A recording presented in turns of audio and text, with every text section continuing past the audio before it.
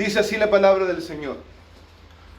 Por esta causa yo, Pablo, prisionero de Jesús, de Cristo Jesús, por vosotros los gentiles, si es que habéis oído de la administración de la gracia de Dios que me fue dada para con vosotros, que por revelación me fue declarado el misterio, como antes lo he escrito brevemente, leyendo lo cual podéis entender cuál sea mi conocimiento en el misterio de Cristo, misterio que en otras generaciones no se dio a conocer a los hijos de los hombres, como ahora es revelado a sus santos apóstoles y profetas por el Espíritu, que los gentiles son coherederos y miembros del mismo cuerpo y copartícipes de la promesa de Cristo en Cristo Jesús por medio del Evangelio, del cual yo fui hecho ministro por el don de la gracia de Dios, que me ha sido dado según la operación de su poder.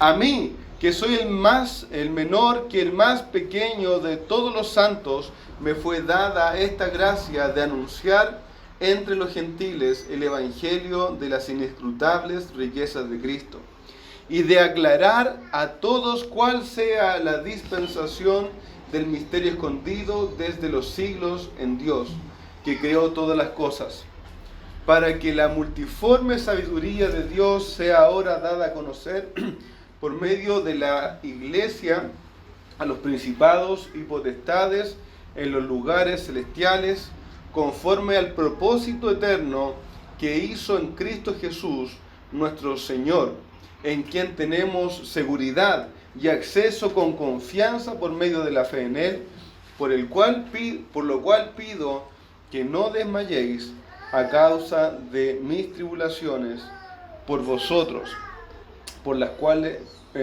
son vuestra gloria. Bien, hermanos, vamos a orar antes de comenzar a examinar este pasaje tan especial. Señor y Padre Celestial, oramos en esta mañana, habiéndonos presentado ya delante de usted, pero ahora rogándole, Señor, también su dirección en este tiempo.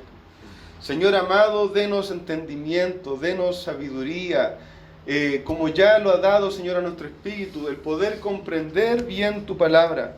Señor, ayúdanos a poder conocerte un poco más profundamente, a conocer y ver ejemplos de varones, siervos tuyos, varones débiles al igual que nosotros, tentados al igual que nosotros, pero que fueron usados para tu gloria, para tu alabanza.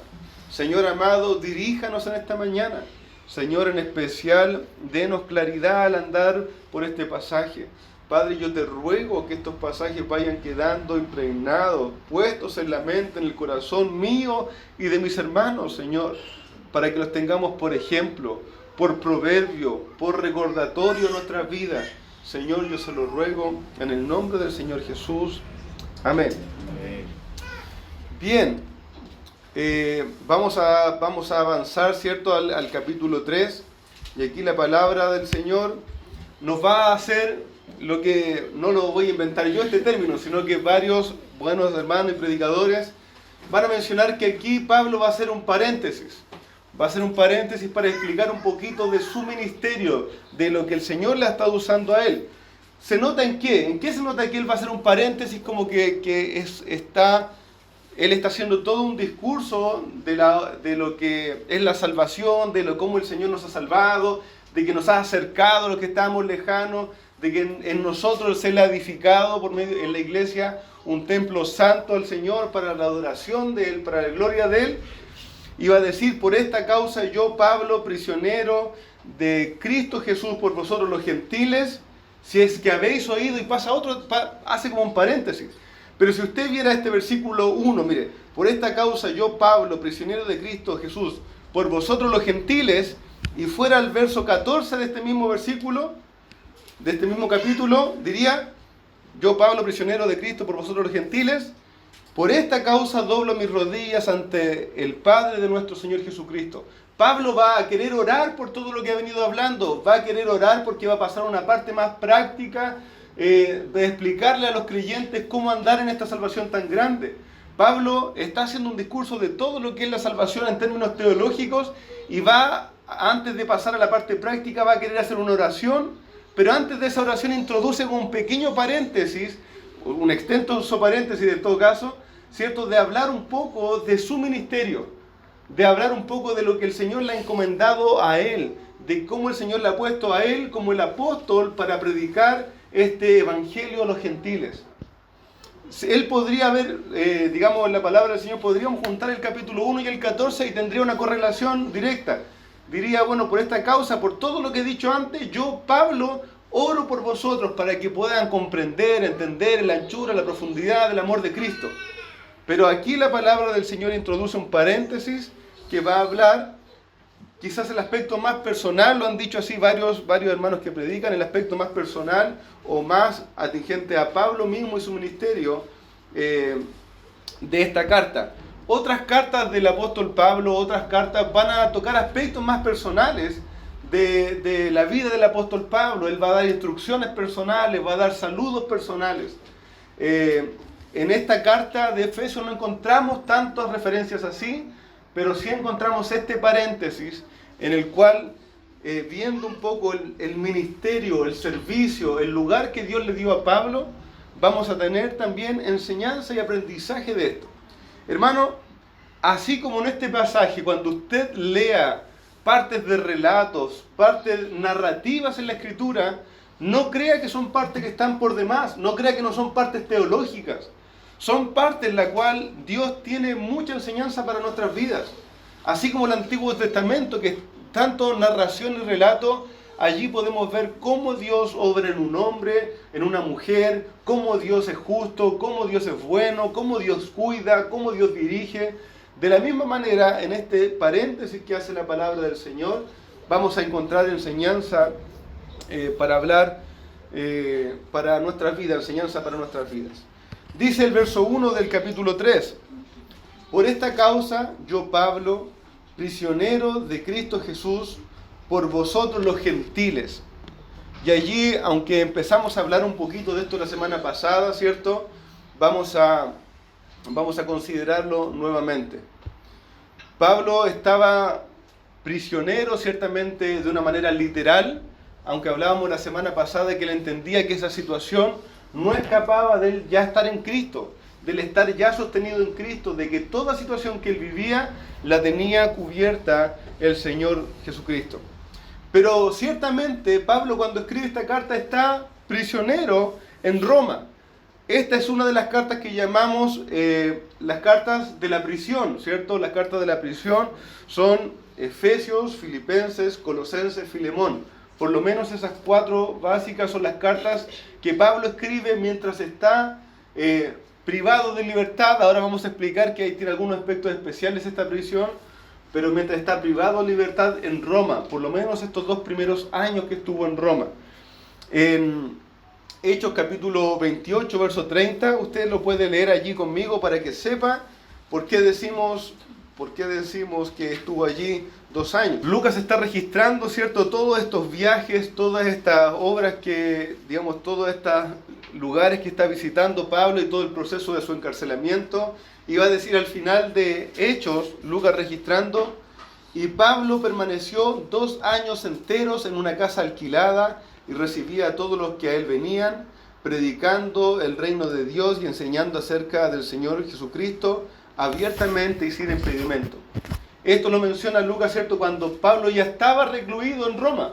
Entonces era como una prisión domiciliaria. Él no hay que entender quizás una finca por una casa alquilada, probablemente era o una casa pequeña o una parte habitacional en Roma, cerca del pretorio, cerca de la guardia romana. ¿Ya? Pero era un lugar donde él podía vivir tranquilamente y recibir a todos los que venían a él, podía escribir cartas, podía enviar a sus amigos a diferentes lugares. Allí estuvo, pero tenía que permanecer ahí durante 2 años.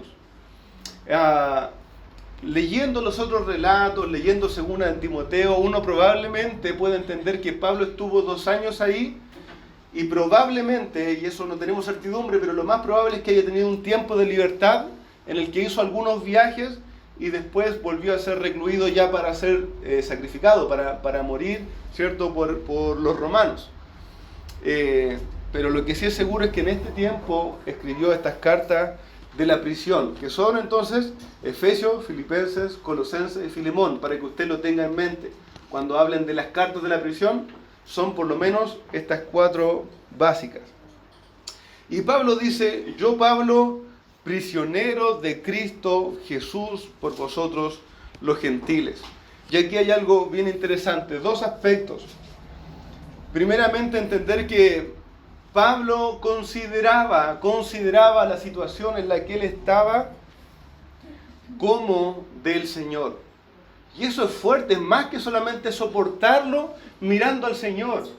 Pablo no solo soportaba esta prisión y se aferraba del Señor, sino que él dice: yo soy prisionero, pero propiedad, puesto aquí, porque Dios quiso, porque Cristo me tiene aquí, porque el Señor ha permitido y ha establecido que yo esté en este lugar, en este tiempo. Es interesante considerarlo así, porque él tenía una confianza y su vista puesta en el Señor.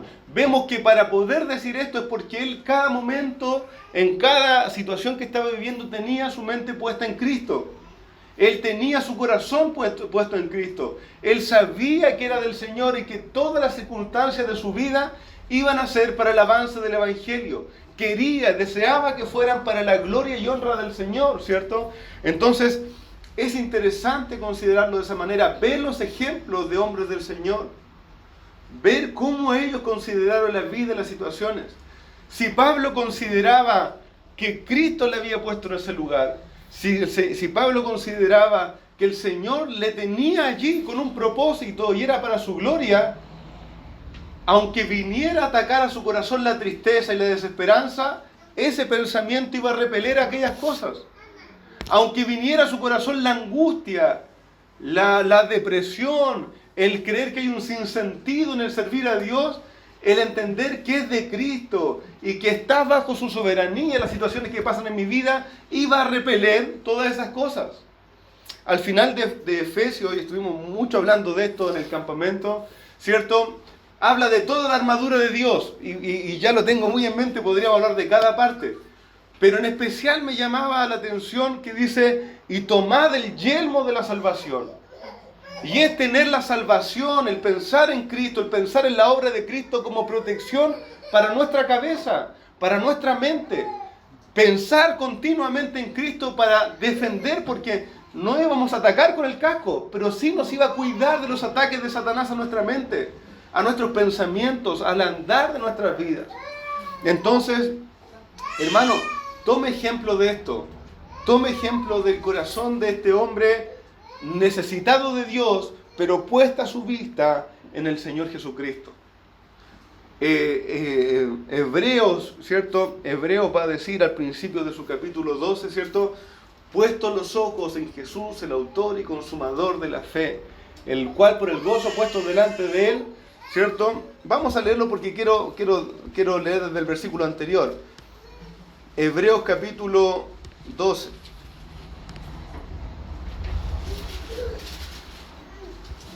Va a decir, Hebreos capítulo 12 desde el verso 1: por tanto nosotros también, teniendo en derredor nuestro tan grande nube de testigos, despojémonos de todo el peso y el pecado que nos asedia y corramos con paciencia la carrera que tenemos por delante.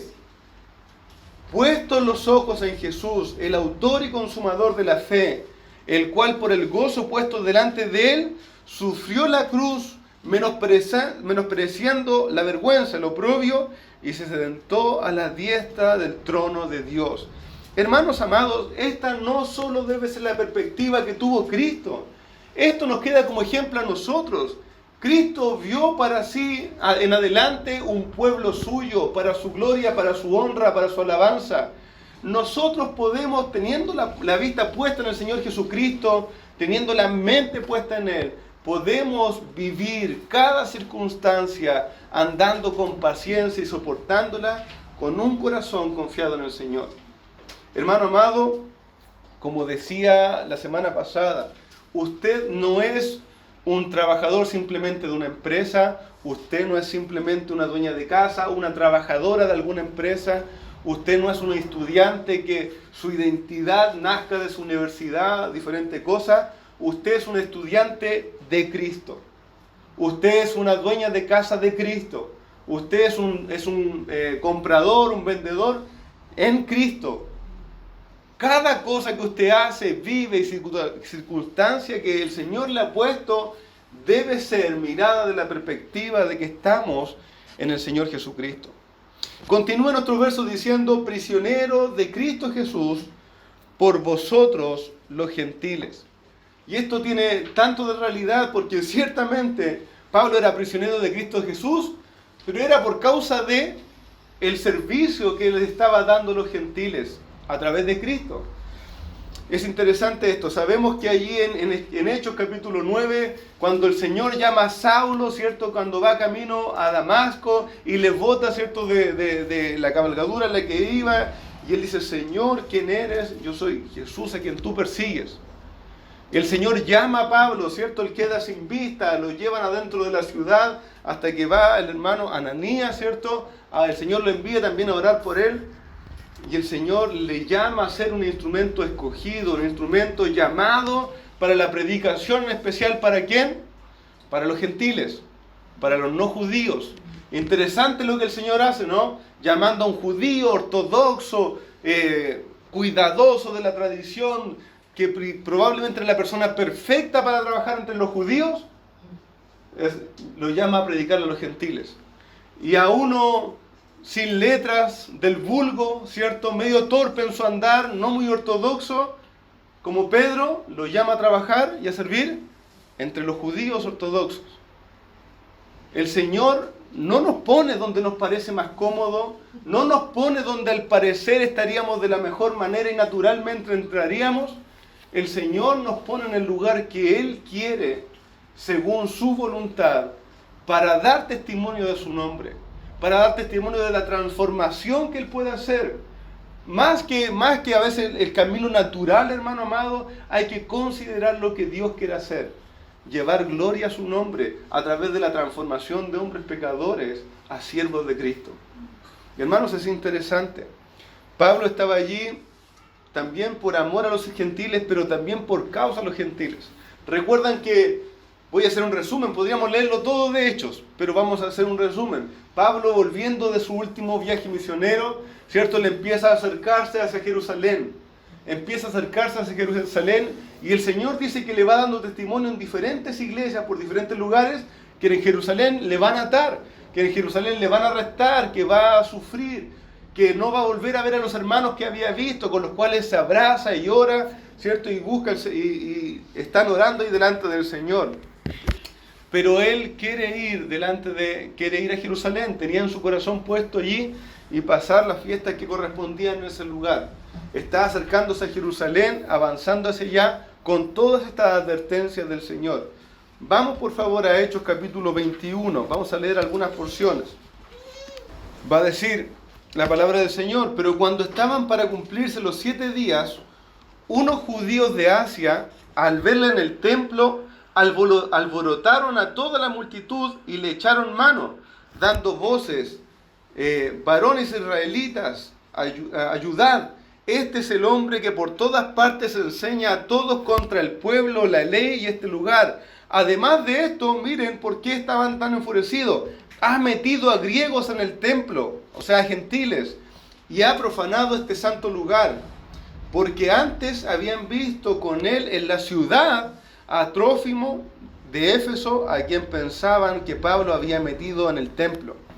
Así que toda la ciudad se conmovió y se agolpó el pueblo, y apoderándose de Pablo, le arrastraron fuera del templo e inmediatamente cerraron las puertas. Voy a leer el 31.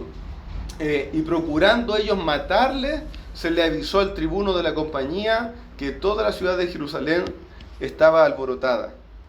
Entonces pasa que él, estando en el templo y habiendo pasado unos días en Jerusalén, él iba acompañado por sus compañeros, ¿cierto? Por Trófimo, que era griego, y probablemente por otros gentiles. Era tanta la aversión que tenían los judíos contra los gentiles que se habían dado cuenta que Pablo en la ciudad andaba con unos griegos. Que Pablo ni siquiera estaba haciendo algo especial, que él andaba en la ciudad con unos griegos. Es lo mismo que va a decir Pedro unos capítulos antes, cuando va a entrar a la casa, ¿cierto?, del gentil, cuando va a predicar la palabra de Cornelio, ¿cierto? Y él dice, yo no puedo entrar porque nunca compartimos los judíos con los gentiles, porque es impuro, ¿cierto? Entrar. Dense cuenta, hermanos amados, el peso que tenía estas cosas para los judíos. En este capítulo a Pablo lo habían visto en la ciudad y creyeron que como Pablo ahora estaba dentro del templo entregando su voto, ¿cierto? Se había rapado, entregando su voto, dijeron, este que anda con griegos capaz que los metió aquí adentro, podía morir. Y dijeron, bueno, este no solo es amigo de griegos, los metió al templo, los introdujo aquí, el lugar que es de nuestro Dios para nuestra adoración. Y allí, por ser compañero de griegos, por tenerlos por hermanos, los judíos le tomaron y le sacaron fuera del templo, hermanos, y esto no es una situación diplomática. Dice que lo sacaron queriendo matarlo y que lo golpearon tanto. Dice, va a decir el capítulo 21, que los romanos tuvieron que llevarlo en peso, como arrastrando, como soportando su peso, porque lo golpearon para matarlo, solo por tener por hermanos a los gentiles, solo por predicar que ellos no eran todo el pueblo de Dios, que el Señor también llamaba a gentiles y a otros a poder creer en el Señor y ser hijos de Dios por medio de la fe en el Señor Jesucristo.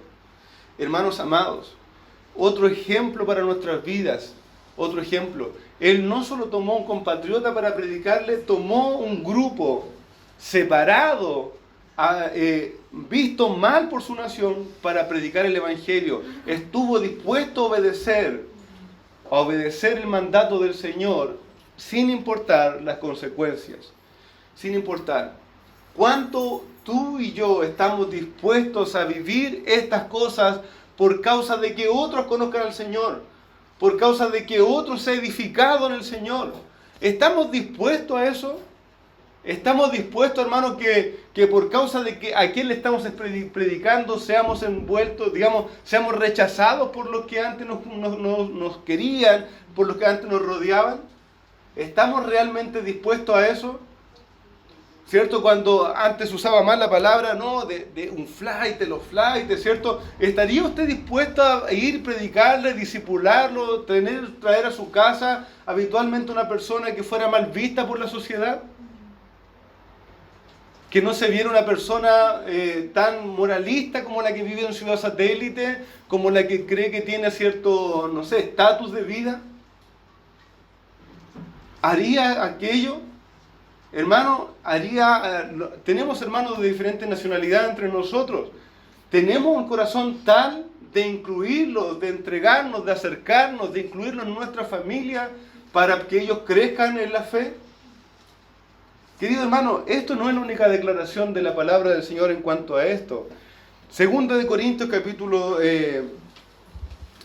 12, verso 15, por favor. Yo con el mayor placer gastaré lo mío, y aún yo mismo me gastaré del todo por amor de vuestras almas.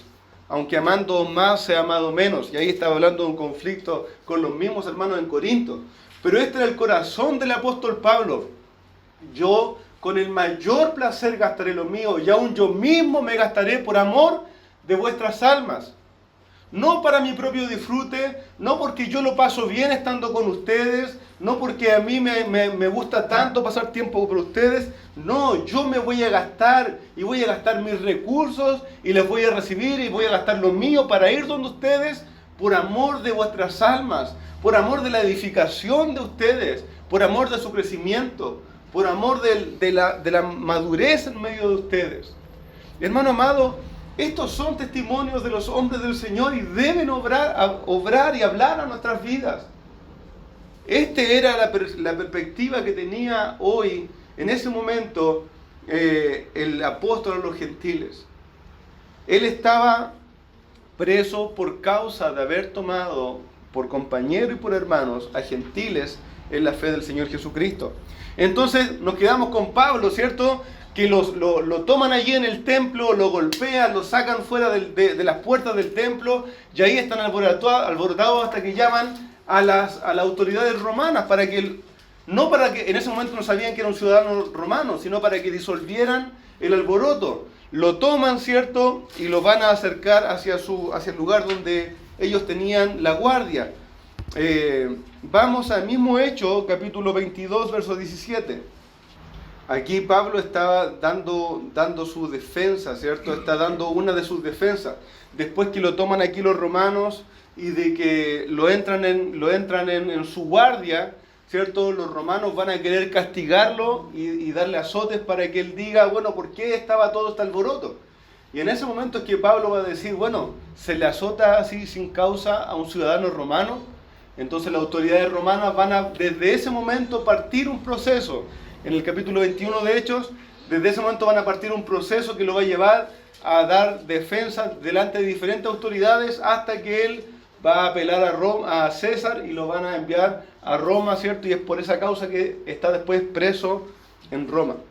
Y en una de estas defensas, Pablo dice en Hechos capítulo 22, verso 17, contando su testimonio: y me aconteció, vuelto a Jerusalén, que orando en el templo me sobrevino un éxtasis, y le vi que me decía, date prisa y sal prontamente de Jerusalén, porque no recibirán tu testimonio acerca de mí.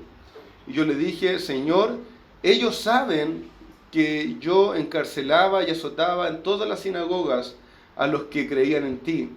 Y cuando se derramaba la sangre de Esteban, tu testigo, yo mismo también estaba presente y consentía en su muerte, y guardaba las ropas de los que le mataban. Pero el Señor le dijo a Pablo, ve, porque yo te enviaré lejos a los gentiles, ¿cierto? Y ahí recibe en su propio testimonio también, lo mismo que sale en Hechos capítulo 9, testimonio del Señor para dar a conocer la palabra del Señor a los gentiles. Desde allí él toma eso y comienza a predicar y a andar en un lugar a otro, aunque iba a las sinagogas, después a los gentiles, iba a las sinagogas al pueblo de Israel, posteriormente a los gentiles, predicando la palabra del Señor. Hermano amado, solo en este versículo quiero animarle a estas dos cosas. Vamos a continuar ahora un poquito más. Dos cosas.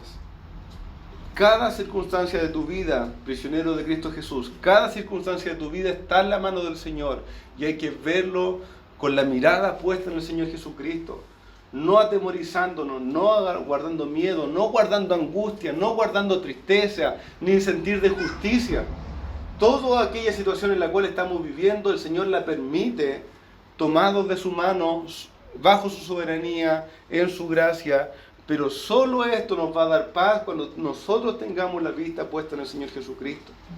Y en segundo lugar vemos este ejemplo en este capítulo, ¿cierto? Que es prisionero de Cristo Jesús por vosotros los gentiles. Un hombre que estuvo dispuesto a obedecer al Señor, que no nació de sí mismo, pero nació del Señor.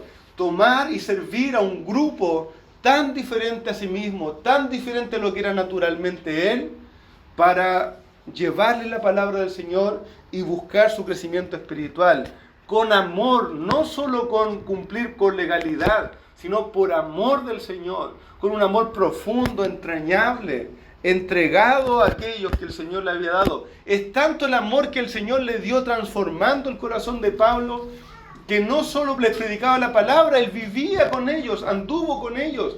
¿Se recuerda este incidente en que Pablo reprende a Pedro? Hay un incidente, ¿cierto?, en que Pablo estaban comiendo con los gentiles, ¿cierto?, con los creyentes allí. Estaba Pedro también, pero cuando llegaron judíos de la circuncisión, Pedro se apartó y ya no comía con los gentiles. Y Pablo le reprende, Pablo se queda con los gentiles, sigue compartiendo y le reprende duramente. Hermano amado, ¿cuán dispuestos estamos a ser hombres y mujeres del Señor así?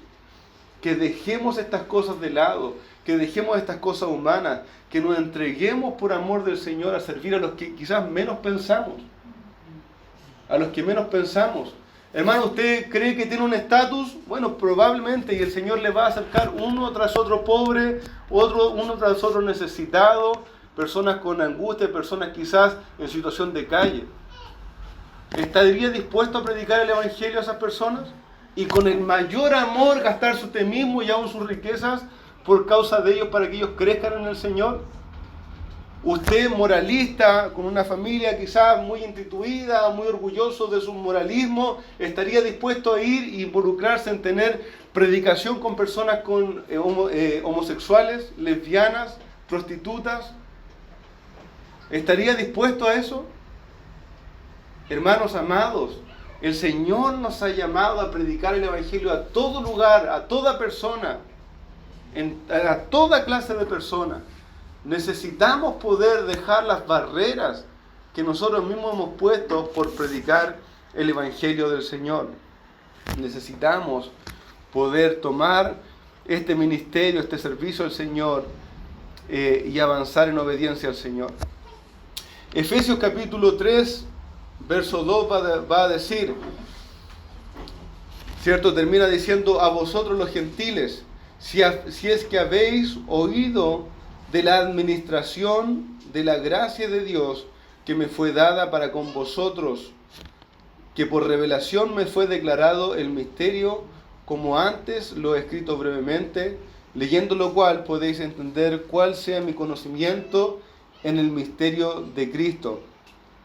A Pablo se le dio a conocer el misterio específico de predicar a los gentiles.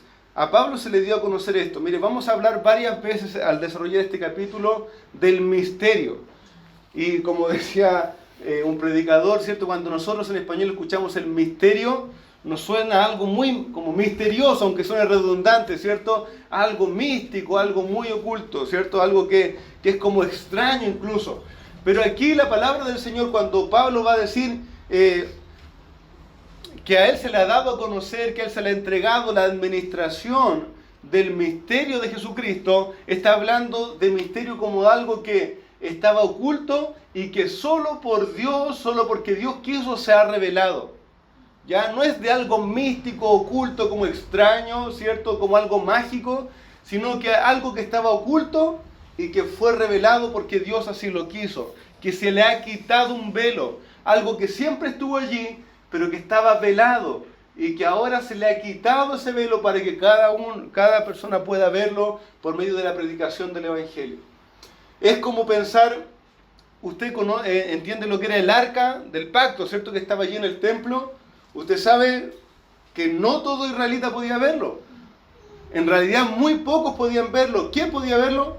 Solo el sumo sacerdote una vez al año. Y entrando con sangre del sacrificio. Esa arca, todo Israel sabía que estaba allí. Todo Israel sabía que estaba en el lugar santísimo, en el templo, el lugar santo, el velo, el lugar santísimo. Pero nadie podía verla. Nadie podía entrar allí directamente, sino solo el sumo sacerdote. Y en un momento, es como que en un momento alguien hubiese corrido este velo que estaba en medio y hubiese quedado expuesta para que todos lo hubieran visto. Eso es un misterio, algo que estaba oculto, tapado por un velo y que luego fue descubierto solo porque Dios así lo quiso, solo porque Dios lo descubrió. Y Pablo va a decir que él ha escribido brevemente antes. No sabemos qué carta corta, qué carta breve es esta. No la tenemos, ¿cierto? No sabemos qué carta es la que se refiere aquí. Pero dice que él ha escrito brevemente de esto antes. A Pablo se le había dado la administración de este misterio. ¿Qué significa esto? Y estamos deteniéndonos en muchas palabras, pero hermano, es necesario que lo podamos tomar para después avanzar con más ligereza. ¿Qué significaba? A Pablo se le había entregado, aunque el Señor ya había declarado antes esto, pero se le había entregado la administración de ir directamente a gentiles a predicar el Evangelio. ¿Por qué esto era un misterio? ¿Por qué era un misterio? ¿Qué parte del misterio hay en esto? Bueno, podemos remontarnos al Antiguo Testamento y ver cómo Dios, a través del tiempo, estableció un pueblo, le dio leyes a ese pueblo, se reveló a ese pueblo y puso a ese pueblo de Israel como lumbrera a las naciones, que a través de ellos el mundo conociera al Dios verdadero, la adoración del Dios verdadero, las promesas del Dios verdadero. Y si bien Dios había dado luces siempre de que los gentiles iban a llegar y podían llegar a unirse al Dios verdadero, unirse a la adoración al Dios verdadero, no se había clarificado como ahora, como lo va a decir más adelante, que los gentiles iban a formar un solo pueblo con el pueblo de Israel, con el pueblo de los hijos de Dios por la fe. No se había declarado como ahora esa unión tan íntima, esa unión permanente, esa unión de naturaleza con el pueblo de Israel. Antes se había declarado que este es el pueblo de Dios y los gentiles van a venir a adorar acá. Pero no se había revelado como ahora que tanto judíos como gentiles iban a tener la misma entrada al Padre por medio del Señor Jesucristo. ¿Vemos evidencia en el Antiguo Testamento de que Dios iba a llamar a los gentiles?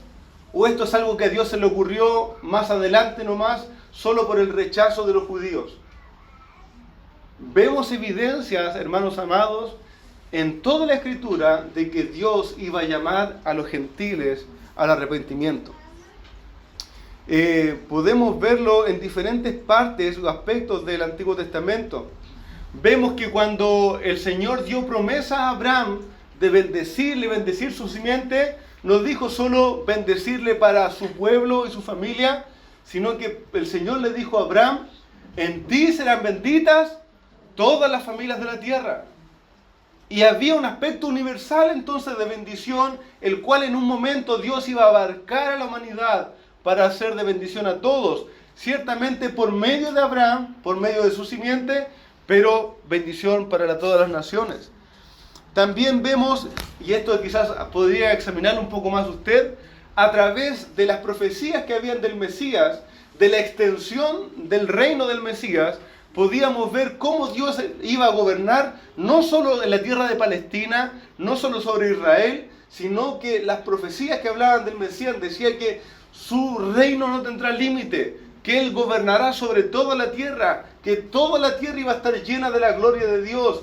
Todo, absolutamente todo. Estos eran aspectos que debían hacer pensar al pueblo de Israel que el mundo debía volverse a Dios. También vemos el Salmo 96, por favor vamos allí un momento. Estamos leyendo las canciones que el pueblo de Israel cantaba a Dios, inspiradas por Dios. Mire lo que va a decir aquí el pueblo de Israel cantando a su Dios. Cantad a Jehová, bendecid su nombre, anunciad de día en día su salvación. Proclamad entre las naciones su gloria, en todos los pueblos sus maravillas. Porque grande es Jehová y digno de suprema alabanza, temible sobre todos los dioses. Porque todos los dioses de los pueblos son ídolos, pero Jehová hizo los cielos. Alabanza y magnificencia delante de él, poder y gloria en su santuario. Tributad a Jehová, oh familias de los pueblos, dad a Jehová gloria y poder. Dad a Jehová la honra debida a su nombre, traed ofrenda y venid a sus atrios. Adorad a Jehová en la hermosura de la santidad, temed delante de él toda la tierra. Y allí continúa el Salmo animando y guiando a las naciones a venir y glorificar a Dios. Siempre estuvo en el plan de Dios llamar a las naciones a arrepentimiento, volverlas a Él. Pero no estaba claro la unión que el Señor iba a hacer con su pueblo, digamos, con la nación de Israel, con la etnia, ¿cierto? Con la simiente física de Abraham. Eso no estaba claro como ahora lo está, como lo va a decir el verso 5. Y a Pablo se le dio la administración de predicar y de defender y de anunciar confiadamente, con mucho denuedo, la salvación a los gentiles. Hermano amado, a él se le dio esta administración, y ahí la palabra es economía, ¿cierto? La palabra administración allí es economía. A él se le dio la administración de este mensaje, y Pablo decía que él era deudor delante del Señor, pero también delante de las personas, de proclamar este mensaje. Hermano amado, a usted y a mí, el Señor nos ha encomendado la misma tarea. El Señor nos ha hecho administradores de este mensaje. El Señor nos ha hecho administradores, primeramente en lo espiritual, de este mensaje. Y rendiremos cuentas. Un administrador de una empresa que no es el dueño, de vez en cuando va a rendir cuentas de cómo administra. Va a rendir cuentas de lo que está haciendo, va a rendir cuentas de lo que, mi hermano Mar sabe bien de eso, de lo que compra y de lo que no, ¿cierto? De cómo se hicieron las gestiones. y va a recibir o honra o corrección según lo que haya hecho. Queridos hermanos, y esto es un mensaje para usted y para mí. Delante del Señor, usted y yo somos administradores también del mensaje de la salvación, del conocimiento de Dios, del testimonio del Señor Jesucristo. ¿Cómo está administrando esto usted? ¿Lo está haciendo de buena manera? ¿Está entregándose a otros? ¿Está invirtiendo? ¿Está procurando acercar este mensaje a otros? ¿O no está haciendo nada? Recuerda esta parábola que el Señor contó de los que se les fueron entregados talentos, que en ese momento no son capacidades, son monedas, ¿ya? Que se le dieron talentos y uno se le dio uno, otro se dieron, no recuerdo las cantidades, ¿cierto? Digamos 3 y 5, ¿cierto? Y el que tenía 5 lo invirtió y le dio más, el que tenía 3 hizo lo mismo, pero el que tenía una sola moneda la enterró en tierra. Porque dijo, no, mi Señor es duro, es severo, ¿cierto? Coséchanos lo que no sembró, ¿cierto? Y le tenía un temor. Y el Señor le dijo, mal siervo, fuiste un mal siervo. Podrías haberlo trabajado, invertido, hecho algo con él. Hermano amado, ¿cómo está su conciencia hoy delante del Señor? ¿Qué ha hecho con el Evangelio? ¿Qué ha hecho con él? ¿Lo ha predicado? ¿Lo ha anunciado? ¿Lo ha defendido? ¿Ha crecido en conocimiento para entregarlo a otros? ¿Ha sido parte fundamental de la obra del Señor usted? Cada uno en su lugar, como en un cuerpo. Cada uno en su lugar. Cada cual según el lugar que el Señor le ha dado. Pero debo administrar de correcta manera lo que el Señor me ha entregado. La palabra del Señor nos va a decir que cada uno de nosotros somos administradores. Vamos allí a 1 de Pedro capítulo 4 verso 10 y vamos a ir finalizando esta introducción a este pasaje. Va a decir Pedro también, cada uno según el don que ha recibido, ministrelo a otros como buenos administradores de la multiforme gracia de Dios. Cada uno de nosotros, ¿cierto? Como buenos administradores, de ahí en la misma palabra, economía, como buenos administradores, ministre a los demás como buenos administradores de la multiforme gracia del Señor. El Señor nos ha dado su mensaje para administrarlo a otros, pero no solo eso, y le animo a considerar eso. El Señor le ha dado más gracia en diferentes aspectos para administrarlo y servir a otros. El Señor le ha dado más cosas que administrar y servir a otros con eso. El Señor le ha dado un vehículo. ¿De qué manera usted lo ha administrado para la gloria del Señor? El Señor le ha dado un lugar en una profesión. ¿De qué manera el Señor lo ha usado para la gloria del Señor? Usted, responsablemente. El Señor le ha dado una casa. ¿De qué manera ha sido para la gloria de Dios? ¿Ha hospedado a los santos? ¿Ha recibido con amor fraternal a otros? ¿Ha animado a algún hermano? ¿Le ha acercado? Hermano amado, el Señor le dio un trabajo en el que tiene tiempo, más tiempo disponible. ¿De qué manera está administrándolo para la gloria del Señor? El Señor le dio un trabajo en el que tiene más recursos. El Señor le ha dado capacidades intelectuales, las ha desarrollado para la gloria de Dios, para también servir con eso a otros. ¿De qué manera ha sido un administrador de la multiforme gracia de Dios? Vamos a ir finalizando con eso. Solo para que quede en su mente los puntos que hemos visto, voy a volver a leer estos versículos. Por esta causa yo, Pablo, prisionero de Cristo Jesús, por vosotros los gentiles, si es que habéis oído de la administración de la gracia de Dios que me fue dada para con vosotros, que por medio de revelación me fue declarado el misterio, como antes lo he escrito brevemente, leyendo lo cual podéis entender cuál sea mi conocimiento del misterio de Cristo. Misterio que en otras generaciones no se dio a conocer a los hijos de los hombres, como ahora es revelado a sus santos apóstoles y profetas por el Espíritu. El Señor nos ayude a tomar ánimo de estas cosas, a tomar confianza en el Señor, a vivir cada situación para la gloria de Dios, a dedicarnos al servicio de otros por muy distintos y por muy lejanos que nos parezcan, a dedicarnos a la obra del servicio del Señor con otras personas. No me voy a cansar de repetirlo, el Señor no nos ha salvado con una salvación individualista. El Señor nos salvó para que le glorifiquemos a Él, al amarnos unos a otros y al servir también a otros. No tiene sentido y no tiene realidad creer que estoy bien con el Señor porque solo yo estoy bien con Él y nadie más. Eso no existe en la palabra del Señor. En la palabra del Señor yo estoy bien con Dios y se demuestra en la medida que estoy unido a la iglesia y que estoy sirviendo a otros en todo lugar. Tenga eso en su corazón, hermano amado. Tenga en su corazón esta gracia, este misterio que el Señor ha revelado en este tiempo, que tanto judíos como gentiles vamos a un mismo Padre por medio de la fe en el Señor Jesucristo. Vamos a orar. Padre Celestial, le damos gracias en esta mañana por su bondad, por su misericordia.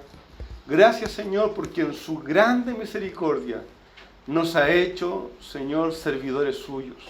No solo nos ha rescatado, nos ha limpiado, nos ha libertado, sino que nos ha puesto para su servicio. Al igual que el apóstol Pablo, de quien tomamos ejemplo, porque él también quería ser como Cristo. Señor amado, ayúdanos a tomar estos ejemplos de estas palabras. Señor, ayúdanos, danos un corazón confiado en ti, danos un corazón entregado a tu obra.